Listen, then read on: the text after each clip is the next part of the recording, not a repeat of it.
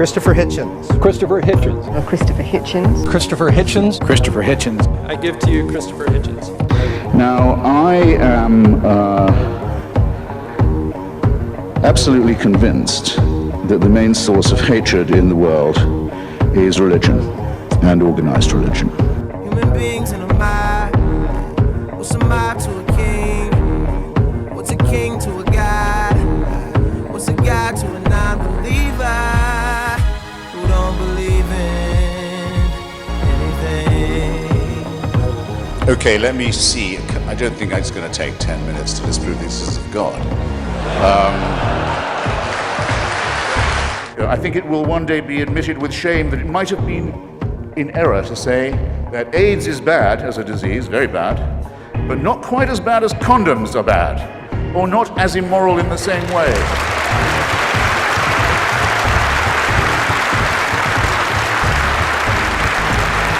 I say it in the presence of His grace, and I say it to His face.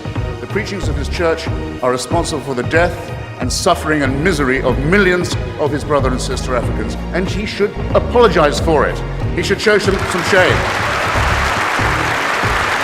Chris, I love you because, for years, people have been coming out on talk shows with alcohol and hiding it.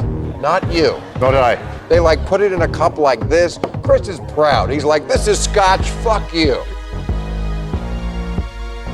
And I think it should be religion treated with ridicule and hatred and contempt, and I claim that right. We don't want people to live without wonder or mystery, and in fact we thoroughly recommend. Take a look through the Hubble telescope. See if you can get over what you see, the unbelievable beauty and symmetry and majesty of what you'll see. And you want to exchange this for the burning bush? I don't think you will once you've done it. Read a page of Stephen Hawking on the event horizon, for example, and see if that isn't awe-inspiring enough for anybody. And you're seeing there the future of a potentially much more noble and ennobled and enlightened and emancipated humanity, where none of these discoveries and none of this awe and majesty requires that you kill anyone in the name of some man-made idol or god or superstition. For heaven's sake, let's get this out of the way. I think that all religions are wrong in the same way, in that they privilege faith over reason, that they're not all equally bad in the same way all the time. I mean, if I'd been writing in the 1930s, I would certainly have said that the Roman Catholic Church was the most dangerous religion in the world because of its open alliance with fascism and anti-Semitism, which the damage from that our culture has never recovered from and never will.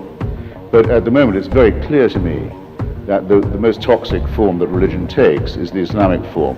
The horrible idea of wanting to end up with Sharia, with a religion-governed state of religious law, and that the best means of getting there is jihad, holy war, and that Muslims have a special right to feel aggrieved enough to demand this. I think it's absolute obscene wickedness, and I think their religion is nonsense.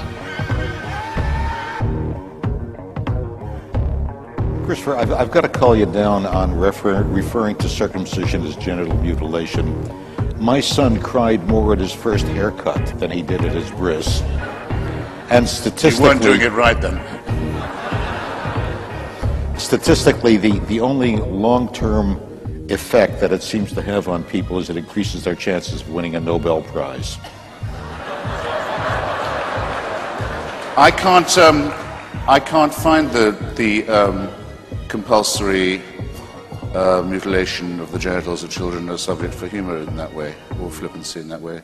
What if a Muslim was to say to you just now, my little girl cried more at her first haircut than when I cut off her clitoris? What would you think of me if I was to say such a disgusting thing? That a person as humane as yourself can sit here and think of that as a fit subject for humor shows what I mean. Religion makes morally normal people say and do disgusting and wicked things, and you've just proved my point. I would describe Mother Teresa as a fraud, a fanatic, and a fundamentalist. Let me just tell you something. For hundreds and thousands of years, this kind of discussion would have been in most places impossible to have, or Sam and I would have been having it at the risk of our lives. Religion now comes to us in this smiley face, ingratiating way. because it's had to give so much ground, and because we know so much more. But you've no right to forget the way it behaved when it was strong, and when it really did believe that it had God on its side. No, our problem is this: our prefrontal lobes are too small, and our adrenaline glands are too big, and our thumb finger opposition isn't all that it might be. And we're afraid of the dark, and we're afraid to die, and we believe in the truths of holy books that are so stupid and so fabricated that a child can, and all children do, but as you can tell by their questions, actually see through them. I think it's an excellent thing that there's no reason to believe in the absurd propositions I just admittedly rather briefly rehearsed to you. The main reason for this, I think, is that it is a totalitarian belief. It is the wish to be a slave.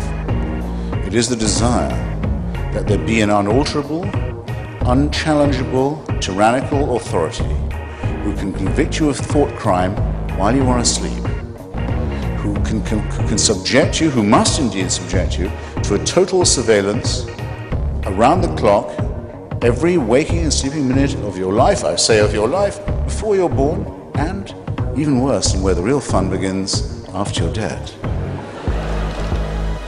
A celestial North Korea. It's a necrocracy. A thanatocracy. It's one short of a trinity, I might add.